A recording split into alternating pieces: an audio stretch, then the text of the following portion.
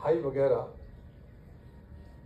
ये दवाइयों की शीशी वगैरह खाली हो जाती थी तो उन शीशियों के ढक्कन में, कांच की शीशी के ढक्कन में एक छेद करते थे और कोई कपड़े की एक बत्ती सी बनाकर उसमें रख देते थे मिट्टी का तेल डाल के, और उतना ही धीरे धीरे उसको जलाते थे जितनी हमें ज़रूरत होती थी, ताकि तेल भी कम जले और हम लोग पढ़ भी सकें।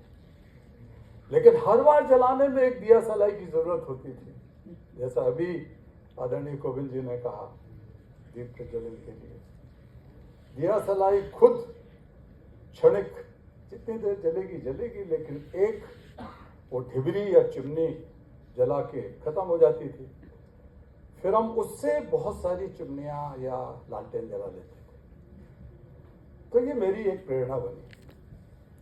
किताब आप पढ़ेंगे तो बाकी चीज़ें समझेंगे इतिहास की, मैं उसका जिक्र नहीं करूँगा। लेकिन हाँ, अभी आदरणीय हमारे पुराने मित्र और भाई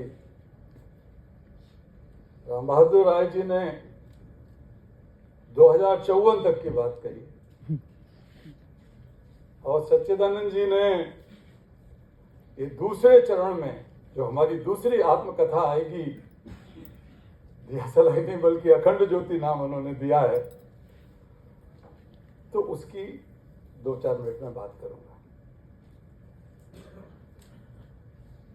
हम जिस दुनिया में जी रहे हैं वो दुनिया आज जितनी अमीर है उतनी पहले कभी नहीं थी।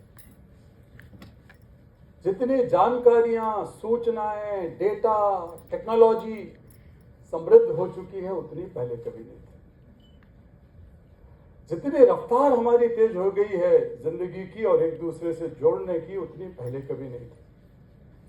मेरे हाथ में या आपके हाथ में जो फोन है तो हम देखते हैं कि उसकी स्पीड क्या है, इंटरनेट की स्पीड क्या है, फोन की स्पीड क्या है, कंप्यूटर की स्पीड क्या है।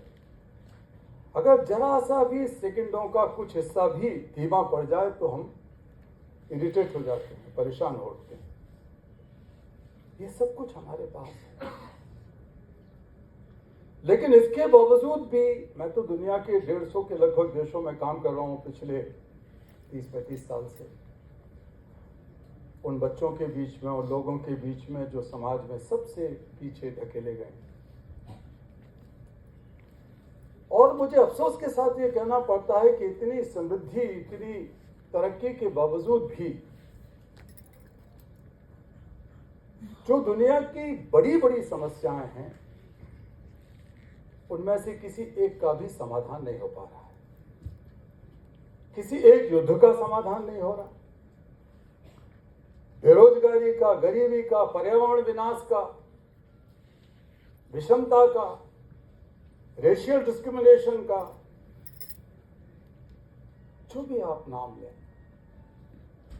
समाधान खोजने की कोशिश हो रही है। ईमानदार लोग लगे हुए हैं, सरकारें लगी हुई हैं, अच्छे लोग लगे हुए हैं, लेकिन कुछ ऐसा दुष्चक्र हो रहा है कि जो समाधान खोजा जाता है उसमें से ही 1, 2, 3, 4, 10 समस्याएं जन्म ले लेती हैं।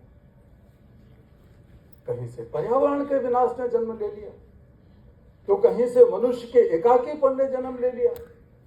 उस एकाकीपन को दूर करने की कोशिश में इस तरह की दवाइयां बनी। फिर एक तीसरी समस्या हो गई उसके साइड इफेक्ट की कि भाई डिप्रेशन और एंजाइटी और ये सब चीजें कैसे हल की जाए, सब चला जाए।